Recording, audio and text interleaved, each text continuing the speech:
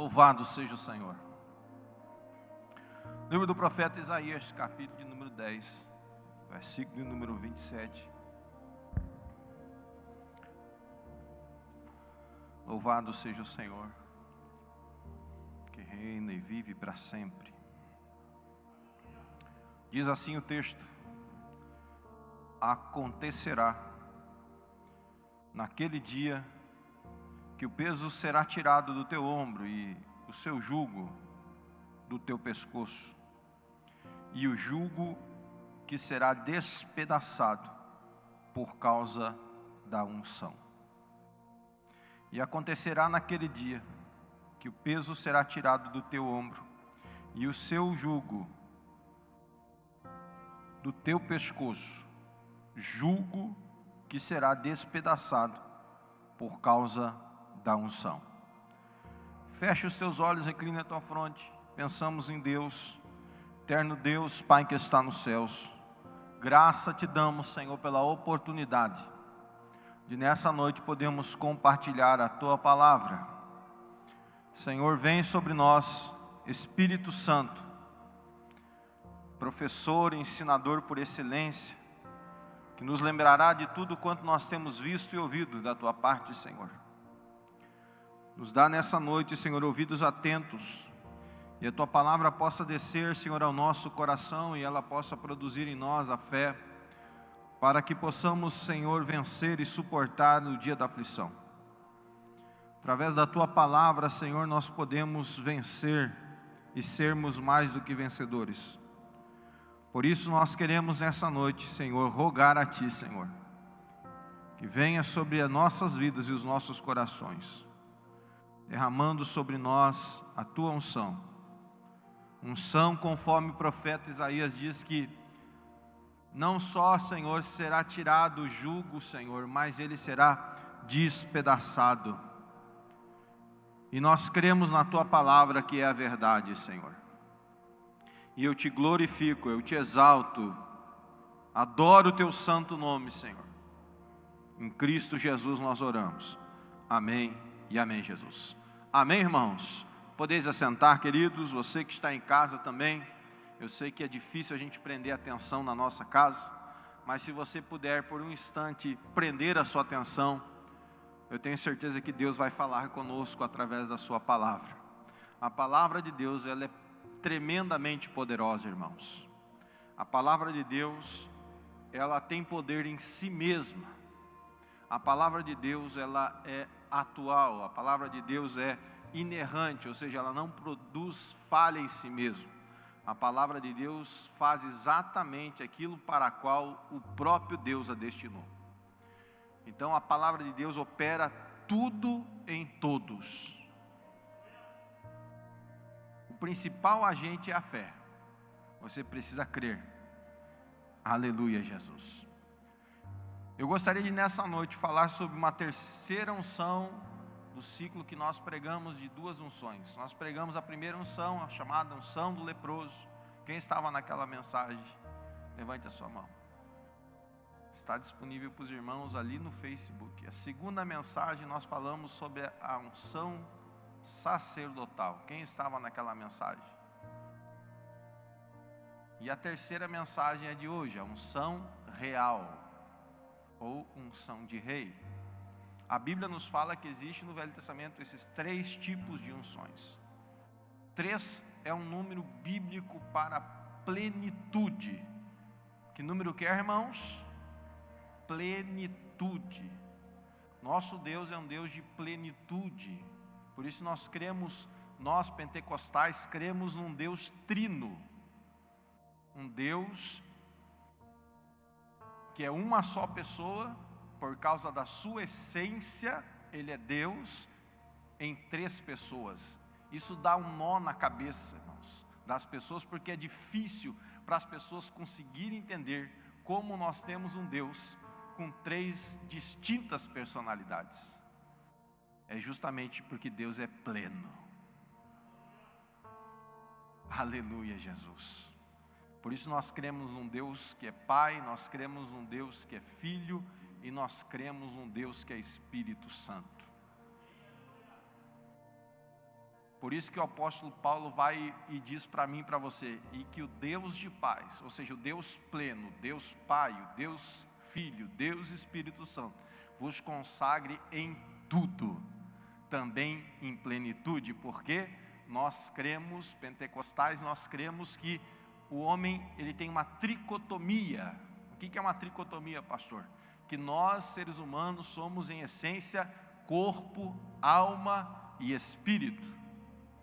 Por isso o apóstolo Paulo vai lá e diz que o Deus de paz, ou seja, o Deus pleno, o Deus Pai, o Deus Filho, o Deus Espírito Santo, vos consagre em tudo, corpo, alma e espírito.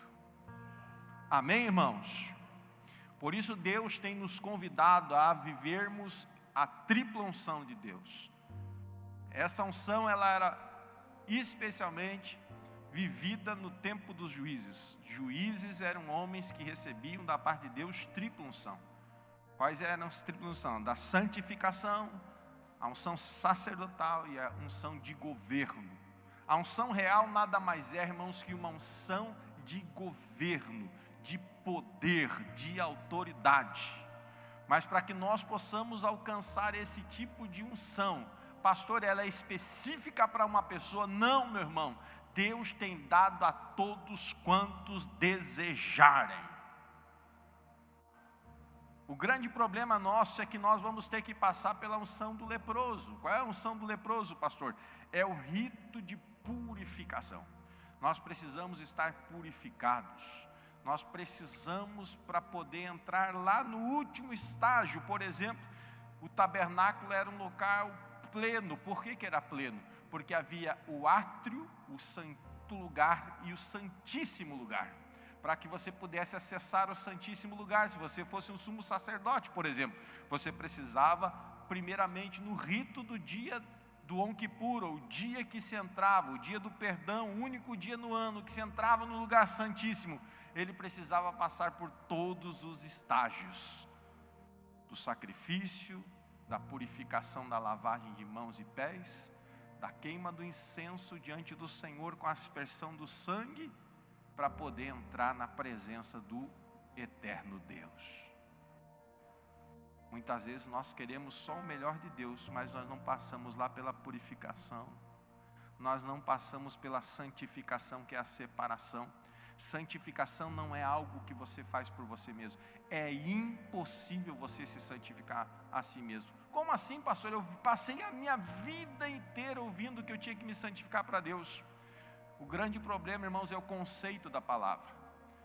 Muitas vezes nós confundimos a vida inteira o conceito da palavra consagração com a palavra santificação.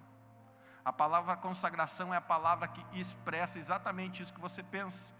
É você se apartar daquilo que não agrada a Deus, é você não tocar naquilo que é imundo, é aquilo que é desprezível, você não colocar diante dos seus olhos, você não compactuar e, como o salmista Davi diz no Salmo 1, não se assentar à roda do escarnecedor, nem andar no caminho do pecador. Isso não é santificação, meu irmão, isso é ato de consagração.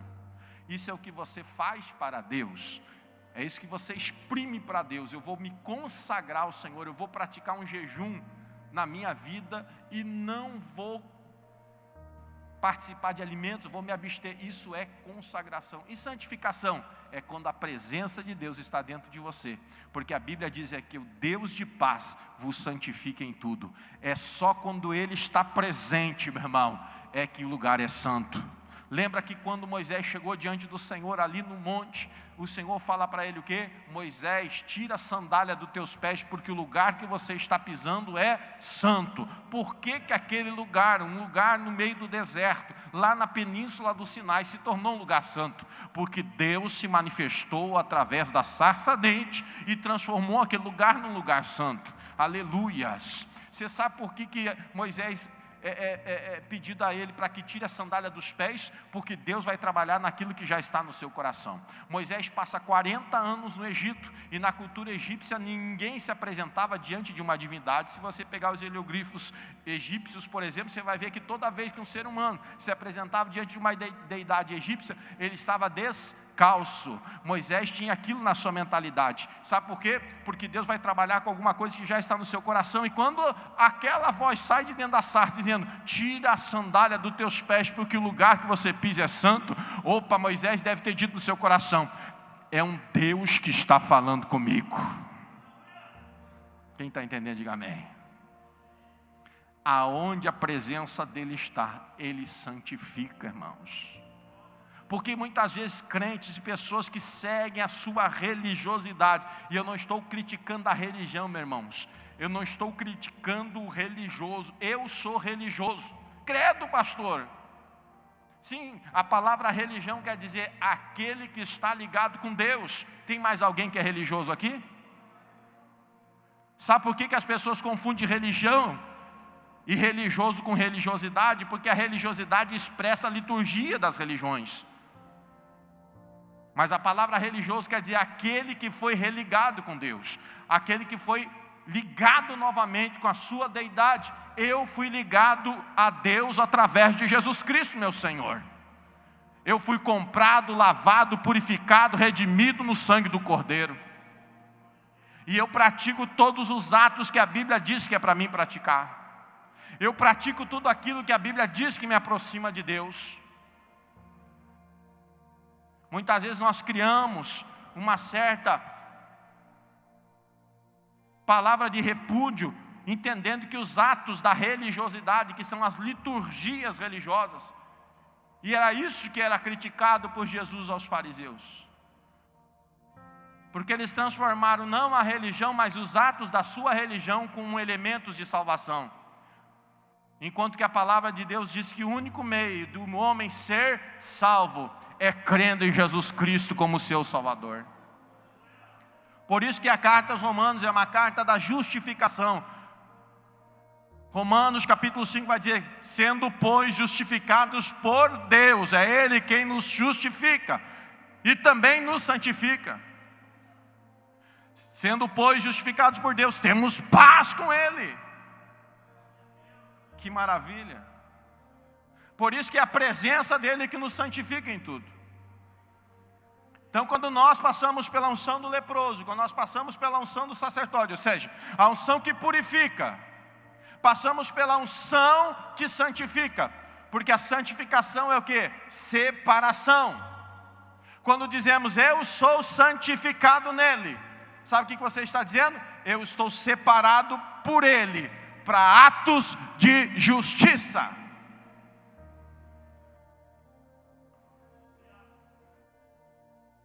Como é que eu sei que uma pessoa é santificada, pastor? Quando todas as suas ações produzem atos de justiça. Se não dá para dizer glória a Deus, irmão, diga misericórdia. Porque nós vivemos um tempo que as pessoas acham que a graça de Deus será suficiente para a sua vida, no sentido de que eu não preciso fazer nada. Que a graça de Deus me é suficiente. Ei, irmão, eu sou salvo pela graça, mas as minhas obras demonstram que eu sou salvo. Eu não faço as obras para ser salvo, eu faço porque eu já sou salvo. Elas testificam de mim mesmo. Era isso que Jesus dizia: minhas obras testificam de mim mesmo. As minhas e as suas obras testificam de nós mesmos. E a Bíblia nos diz que esta unção, se você pegar a sua Bíblia, eu convido você a pegar a sua Bíblia nesse instante. Abra a sua Bíblia, lá no livro de 1 Samuel. Louvado seja o nome do Senhor, nosso Deus. Se você pegar a sua Bíblia no livro de 1 Samuel, capítulo de número 10, versículo de número 1, diz assim o texto sagrado. Deixa eu aumentar a letra aqui, a idade vai chegando, os olhos vão falhando, então vou deixar a letra bem grande aqui. Diz assim: então Samuel tomou o vaso de óleo, derramou sobre a sua cabeça. Cabeça de quem? de Saul e o beijou. E disse: porventura não te ungiu o Senhor como governante sobre a sua herança? Se você pegar e ir um pouquinho mais além, capítulo 16, os versos 12 e 13, está escrito assim: então Jessé, pai de Davi, mandou em busca dele Davi, e o trouxe. E ele era corado, com lindos olhos, formoso de aparência. E o Senhor disse: levanta-te, unge-o, pois é este mesmo. Então Samuel tomou o vaso de óleo e ungiu no meio de seus irmãos. E o Espírito do Senhor veio poderosamente sobre Davi daquele dia em diante. A unção real, ou a unção de rei, é uma unção na qual Deus derrama sobre a vida do seu escolhido, para capacitá-lo. Você sabe que a palavra graça de Deus, muitas vezes conhecida por nós como apenas aquela terminologia, favor imerecido da parte de Deus.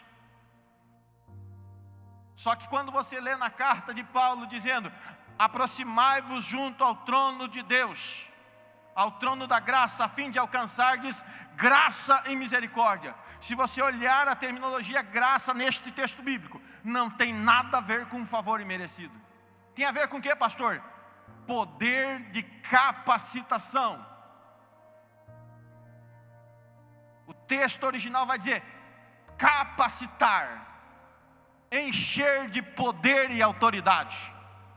Por isso que você vai ver que todos os crentes em Jesus do Novo Testamento, que buscam o Senhor verdadeiramente, o Senhor os dá o quê?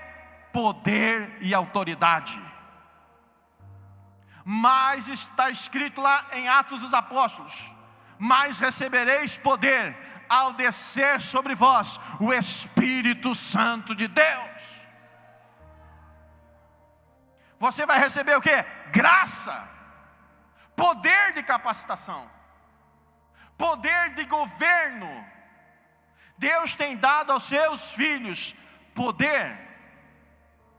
Eu vos dou o poder para pisardes serpentes e escorpiões e toda sorte de maldades, doenças. Deus tem dado autoridade, e o que temos feito com ela? Temos usado o poder que Deus tem nos dado?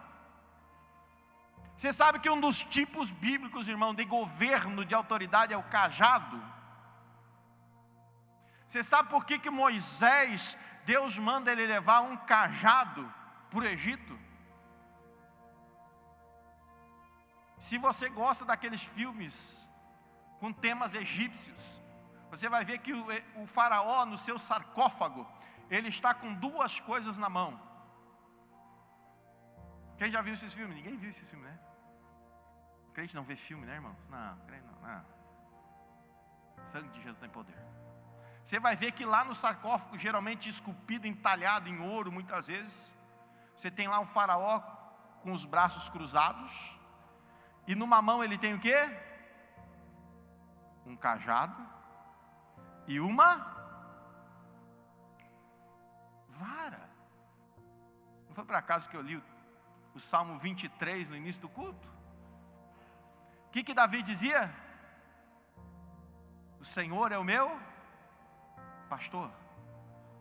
A ideia do soberano, do faraó no Egito, era exatamente essa. O faraó era o provedor do seu povo, o faraó era o cuidador e o zelador do seu povo.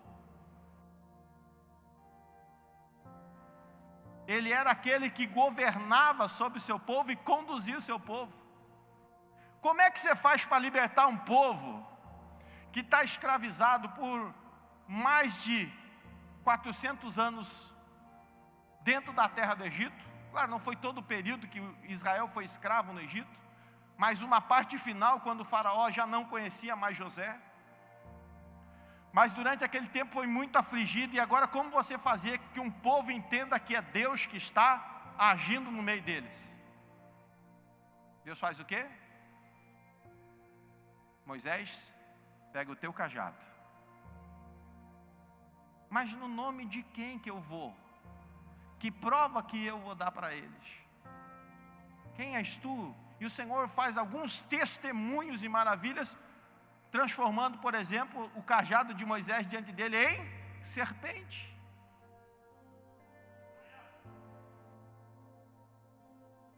Mas e no nome de quem que eu vou? Vem comigo aqui, irmãos. Você sabe que dentro da mentalidade egípcia, dentro da mente dos egípcios, os egípcios tinham dois nomes. O nome que todo mundo conhecia e o nome que só ele como indivíduo recebia, e só ele sabia o seu nome. Porque eles acreditavam na sua mitologia, que se você soubesse o nome da outra pessoa, você teria domínio sobre ela. Você tinha poder sobre ela. Por isso, dentro da mitologia grega, os deuses tinham dois nomes: o nome que todo o povo conhecia e o nome que só os sacerdotes do templo egípcio sabiam.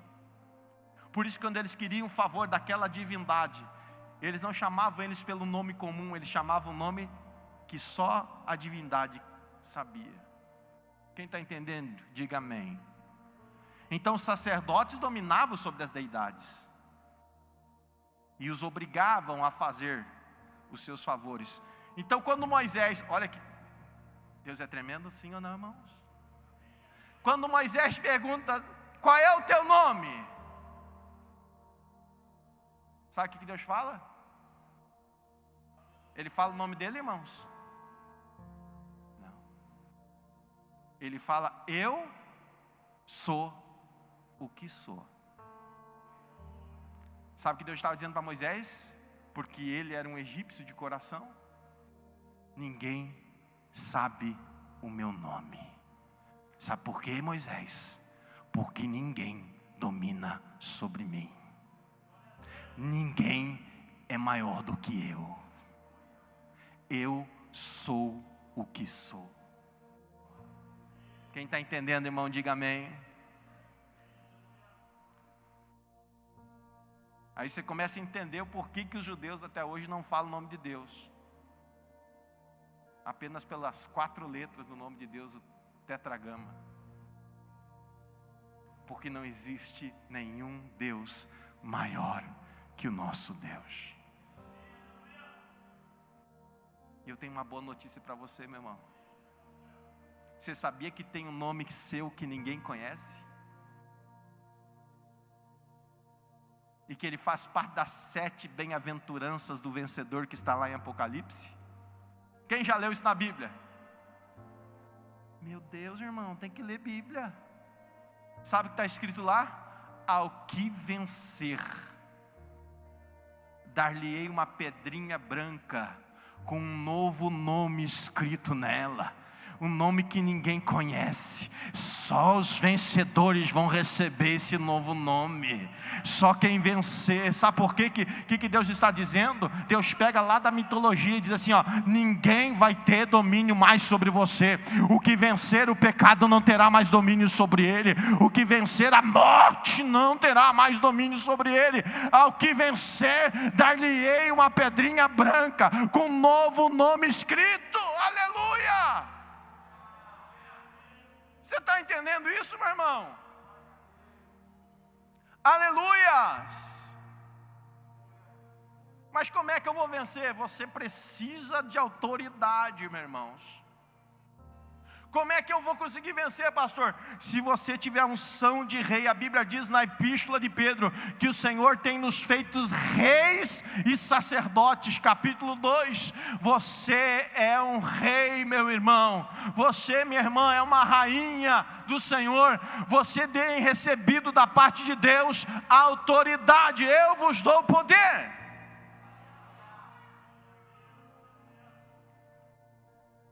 O grande problema, irmãos, é que muitas vezes nós não exercemos autoridade.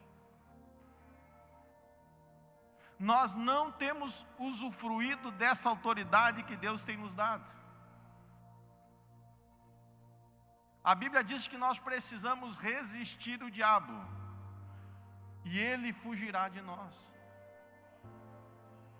Como é que você resiste algo? Se você tiver mais força, se você tiver mais poder. Eu tenho certeza que todos aqui na escola, pelo menos uma vez, na educação física, brincaram de cabo de guerra. E o bom quando chovia, que daí tinha poça de água. E o prazer era do mais forte derrubar o mais fraco dentro da poça de água. Como é que você conseguia vencer o cabo de guerra? Se você tivesse o mais forte lá na ponta do cabo. Então a gente pegava o mais forte, o mais robusto, e a gente colocava lá na ponta do cabo. E ainda a gente vinha para os mais fracos. O pior era quando a gente fazia aquelas brincadeira de mau gosto, né? Se combinava todo mundo e começava a puxar, solta! Também era uma estratégia. Como é que você vence, irmãos? Se você tiver maior poder. Sabe por que muitos crentes e cristãos têm sido derrotados nos nossos dias? Porque eles estão mais fracos do que fortes. E não é a fraqueza do apóstolo Paulo na carta aos Coríntios, na segunda carta, que ele diz, quando eu estou fraco, então eu estou forte. Não, Paulo estava falando da sua fraqueza humana, não da sua fraqueza espiritual. Quando eu negar a minha humanidade, e me tornar fraco em minha humanidade, então Deus pode crescer em mim. Ele não está falando ali de pecado, das suas fraquezas pecaminosas. Quando eu estou fraco, então eu estou forte. Não, quando ele está humilhado, quando ele comparou a sabedoria e o conhecimento humano dele como a esterco, glorificando, exaltando a sabedoria de Deus na sua vida, então ele se tornou forte. Ele não está falando de pecado, porque lá em pecado ele nos ensina na carta aos Romanos, capítulo 6, que diremos, pois irmãos, permaneceremos no pecado para que a fim que a graça seja muito mais abundante? De jeito nenhum. Porque aonde abundou o pecado, superabundou a graça de Deus. Ou seja, eu sou perdoado, redimido, lavado, e a super graça de Deus vem sobre a minha vida. Não a hipergraça, mas a graça, super graça de Deus vem sobre mim, me purificando, me restaurando, me tornando eu forte no Senhor. Por isso que Paulo vai e diz, nele eu posso suportar todas as coisas. Nele eu tenho graça, eu tenho poder de capacitação. Sei estar em necessidade, sei ter abundância. Sei estar passando por problema, Filipenses capítulo 4, vai dizer, sei passar pelas minhas lutas, aflições, sei passar por um momento que ninguém me ajuda, sei passar por um momento que ninguém está orando por mim, sei estar isolado, mas sei estar em comunhão, sei estar sem dinheiro, sei estar suprido pelos irmãos, posso todos os momentos, sejam eles qual forem, naquele que me fortalece. É isso que Paulo vai e fala. Na carta aos Romanos, ele vai dizer no capítulo 8, olha, nem altura, nem profundidade, nem potestades, nada me separa do amor de Deus que está em Cristo Jesus nosso Senhor. Em Cristo somos mais do que vencedores. É dele essa unção, é dele essa graça, é dele esse poder.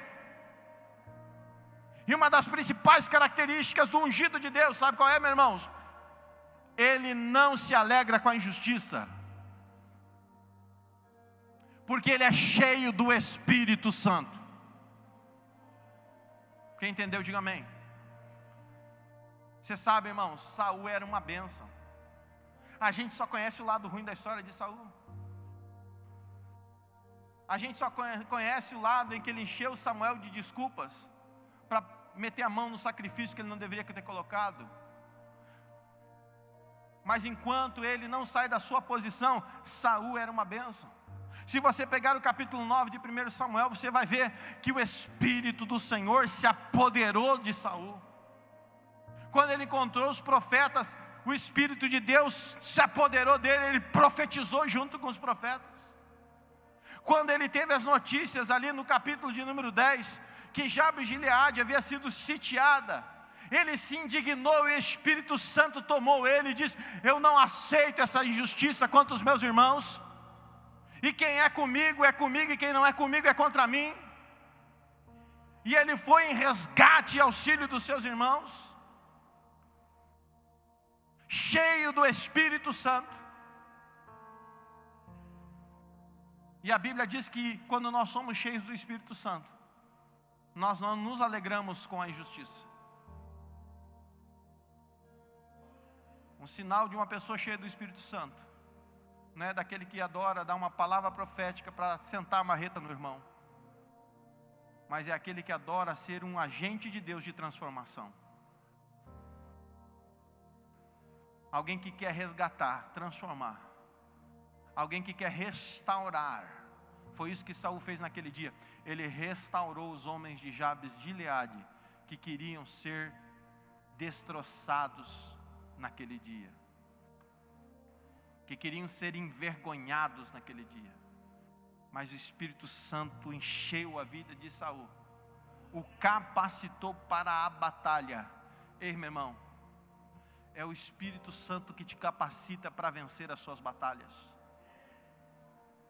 A Bíblia fala que quando o Espírito do Senhor se apoderou de Davi, a partir daquele dia começou a jornada de preparação de Davi ao trono.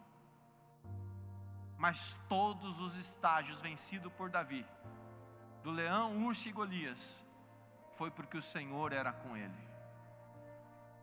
Ele só venceu o urso.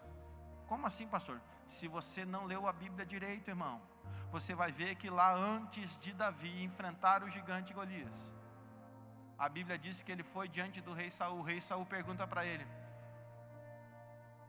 qual é o teu currículo? O que qualifica você para entrar nessa batalha? E ele vai e diz: o Senhor estava comigo lá no campo, e o Senhor me deu a vitória contra o leão e o urso, e eu os despedacei com a minha mão. Tudo o que Davi fazia, todas as vitórias que ele conquistava, ele creditava ao Senhor a sua vitória. Eu só venci porque o Senhor foi comigo. Na frase em que o gigante Golias fala para Davi: você vem contra mim com paus e pedras, hoje mesmo darei a tua carne às bestas feras do campo.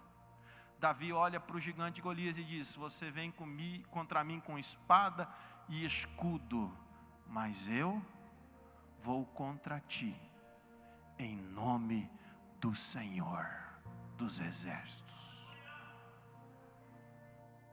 Unção. Aleluia. O que faz você vencer, irmãos, é a unção que está sobre você. Sabe por que muita gente já não vence mais nada? Porque faz tempo que não tem mais unção sobre ele. Ele até fala que tem unção. Ele até fala que tem o Espírito Santo, mas ele não tem mais. Muitas vezes no nosso meio pentecostal foi passada aquela imagem que crente cheio de unção, presbítero Elias, era o camarada que passava o culto inteiro gritando e pulando num pé só. Só que chegava na segunda-feira, ele continuava a mesma vidinha miserável de sempre. Passava a semana inteira sofrendo. Cadê a unção? Cadê a unção para transformar? Cadê a unção para vencer? Para mudar o espaço onde vive? Para mudar as vidas que estão ao seu redor? Que influenciam as vidas através da unção que está sobre a sua vida. Saul transformou um vilarejo por causa da unção do Espírito sobre a vida dele. Davi venceu o gigante por causa da unção da vida sobre ele. Venceu milhares, 10.000 milhares, porque o Espírito Santo era sobre ele. Como é que você vai ser vencedor, meus irmãos? Através da unção de Cristo em sua vida. Paulo escreve dizendo: em Cristo somos mais do que vencedores, por meio daquele que nos amou. Nós precisamos, irmãos, buscar de uma maneira sistemática, diuturnamente, a todo instante, a unção de Deus sobre a nossa vida. A unção, ela é restauradora. Isaías nós lemos: a unção do Senhor despedaça o jugo, a escravidão, o peso. No livro do profeta Jeremias, você vai ver que a palavra de Deus que gera em nós unção, nas nossas vidas, ela é restauradora, ela é poderosa. A palavra de Deus, irmãos, ungida em nossa vida, não é qualquer palavra. Nós temos que viver essa palavra. Nós temos que inalar de nós esta palavra, como Paulo vai e diz a carta aos Romanos: o bom perfume de Cristo. O óleo da unção era um óleo perfumado. Não era qualquer óleo apenas, ele era um conjunto de especiarias que eram colocadas naquele óleo e o transformavam em um óleo aromático, que identificava o portador da unção. Você precisa da unção do Espírito Santo. E eu tenho certeza que com essa unção, meu irmão, vai inalar de você o bom perfume de Cristo. E vai identificar você como portador da unção. Que maravilha, Jesus. E eu tenho convicção plena, irmãos, que você vai vencer. Sabe por quê, irmãos? Porque você não vai temer. Quando se apresentar o dia mau diante de você, vai haver uma unção de autoridade, de governo sobre a sua vida. E você vai repreender no nome do Senhor Jesus Cristo. Aleluia, Jesus. O diabo, irmãos, não tem medo de crente. Ele tem medo da unção que esteja sobre a vida do crente. A Bíblia diz que até os demônios creem e estremecem. Então o diabo não tem medo de quem crê e de crente. O diabo, irmãos, tem medo de quem tem unção de autoridade sobre a vida dele. Porque aí, irmãos, você está identificado com o bom perfume de Cristo. Fique em pé nesse instante. Só para encerrar. Havia 7 moços no Novo Testamento, no livro de Atos dos Apóstolos. E aqueles moços, vendo os sinais e maravilhas que o apóstolo Paulo fazia, expulsando demônios, curando os enfermos, eles achavam que eles também podiam fazer aquilo. E certa vez um homem se endemoniou, e aqueles 7 moços foram lá expulsar os demônios da vida daquele homem. E eles chegam para o demônio e dizem assim: conjuro-vos em nome de Jesus Cristo, a quem Paulo serve. Parece que está tudo bem. O endemoniado olha para aqueles 7 meninos e diz assim: olha, sabe uma coisa? Eu sei quem é Jesus. Eu sei quem é Paulo. Mas e vocês quem são? E a Bíblia diz que aquele endemoniado deu tanto naqueles meninos. Como diria o gaúcho, deu uma mão de laço. Deixou eles nus, machucados, quebrados. Irmãos, O diabo não respeita você, ele respeita a autoridade que está sobre você. Ele conhece e reconhece a unção que esteja sobre a sua vida. Certa vez no tabernáculo, isso não é nem da Bíblia, viu, irmãos? Isso é experiência real. Tem uma pessoa que congrega com nós hoje. Era um culto de oração de irmãs. E daqui um pouco aquela jovem se endemoniou no círculo de oração das irmãs. Aí correram lá chamar o pastor Nelson. E eu tenho que ir de trás, né, irmãos?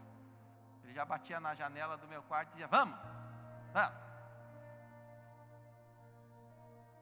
E terrivelmente endemoniada. A jovem rastejava na igreja como uma serpente.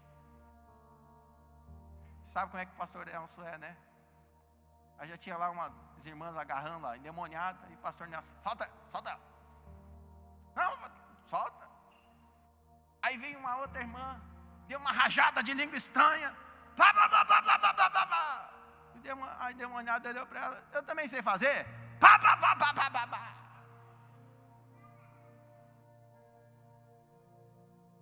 A irmã tentou expulsar o demônio com língua estranha. Aí foi outra Moisés: sai, sai, sai, sai. E ela olhou assim: mas o que você quer me expulsando? Você estava lá andando comigo esses dias, tal, tal, tal, tal. Ninguém contou isso para mim. Isso eu vi com os meus olhos, ouvi com os meus ouvidos. Outra vez nós estávamos descansando na segunda-feira numa festa da igreja. Tinha círculo de oração, tinha que ser círculo de oração, né, Rosa? Na casa de uma irmã. E estavam as duas irmãs caminhando, indo para a casa da irmã. Naquele tempo se fazia o círculo de oração na casa das irmãs. Estavam as duas irmãs caminhando, dizendo assim: vamos fazer um culto bem rapidinho hoje. Afinal, nós tivemos festa ontem, estamos muito cansados, a gente lavou muita coisa, né? Tinha muita coisa, vamos fazer só lá uma oração, cantar umas canções, e etc. Quando chegou lá na casa da irmã, o filho da irmã se endemoniou. E pensa num demônio brabo, irmão presbítero Elias.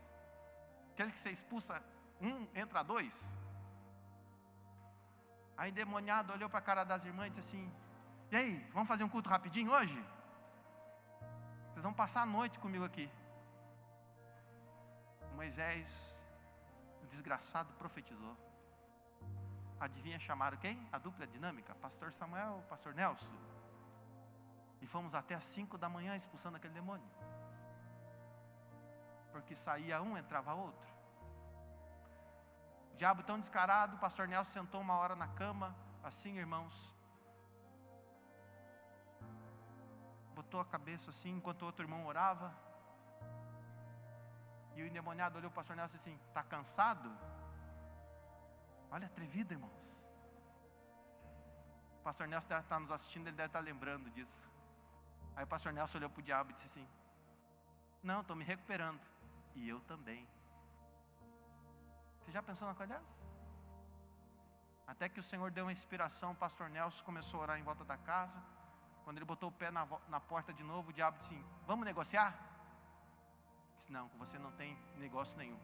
Saia para nunca mais voltar em nome de Jesus. Deu um grito, pá!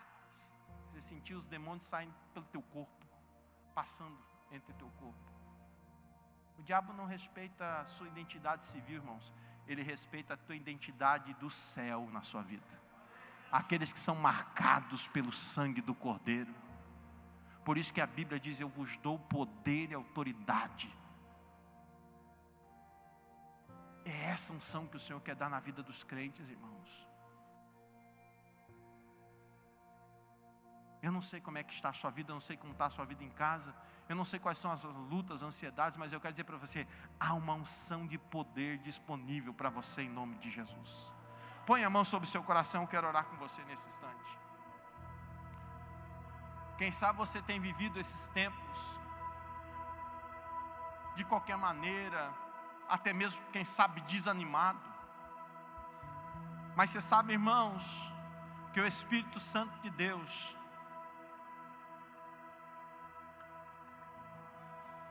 o Espírito Santo de Deus, aleluia.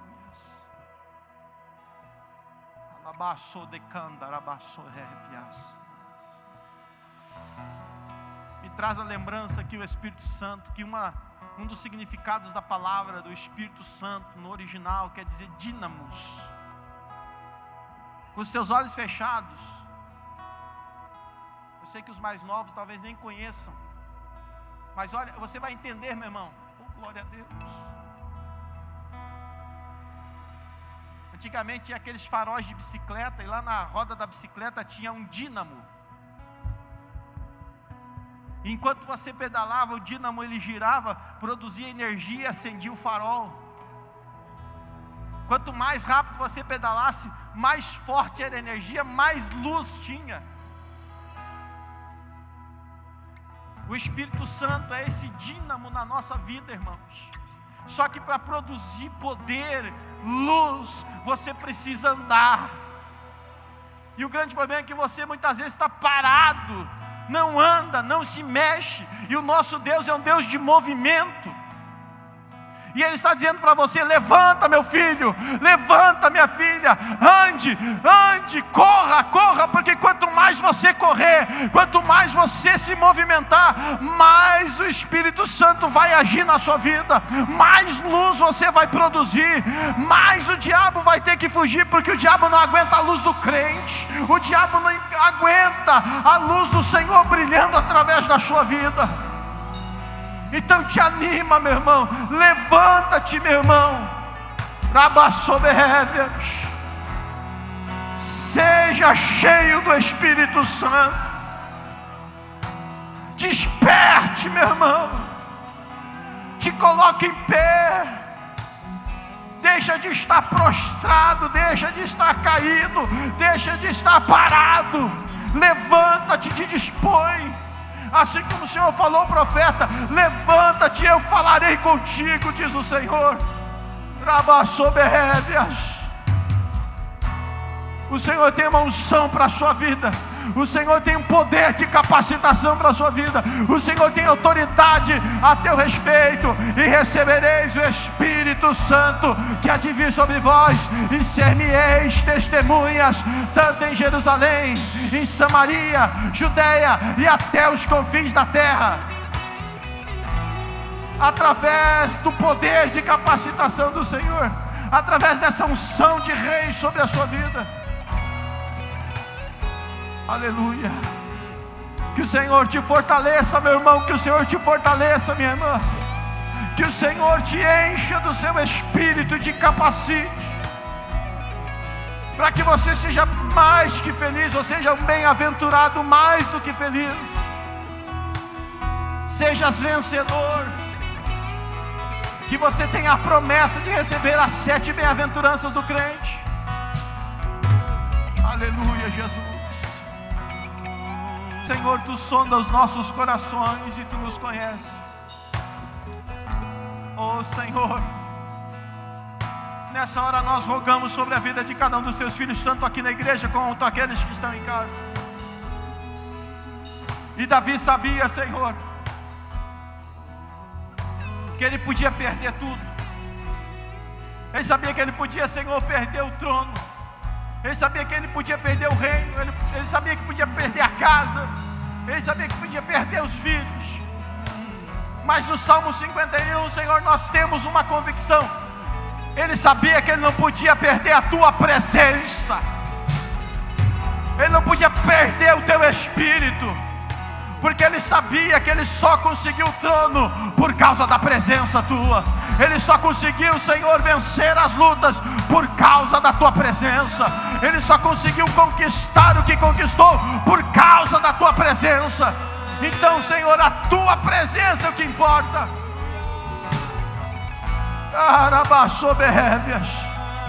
É a Tua presença que tem importância, Senhor. É a Tua presença que importa na nossa vida. Porque se nós tivermos a Tua presença, nós teremos o todo. Nós teremos tudo. Todas as coisas serão acrescentadas em nós, Senhor, por causa da Tua presença. Então nós abençoamos os teus filhos nessa noite. Ministramos sobre eles, Senhor, a tua palavra. E que haja, Senhor, na vida e no coração daqueles que desejarem. Em o nome de Jesus, a tua presença, a tua unção, a tua capacitação. Enche o coração deles, Senhor. Enche o coração dela nessa noite. E que ele saia daqui, Senhor, com a plenitude, Senhor. Renovando em cada um deles, Senhor, o pleno, a fé, a esperança e o amor. Renova neles o pleno, Senhor. Renova-lhes a fé. Renova-lhes, Senhor, a esperança. Renova-lhes o amor, Senhor. Trabaço, berrévias. Oh, Senhor, em casa onde os teus filhos estão, vai de encontro agora, Senhor, a ele, a ela, Senhor. Renova-lhes, Senhor, renova-lhes. Renova-lhes a fé, renova-lhes, Senhor, a esperança. Renova-lhes o amor.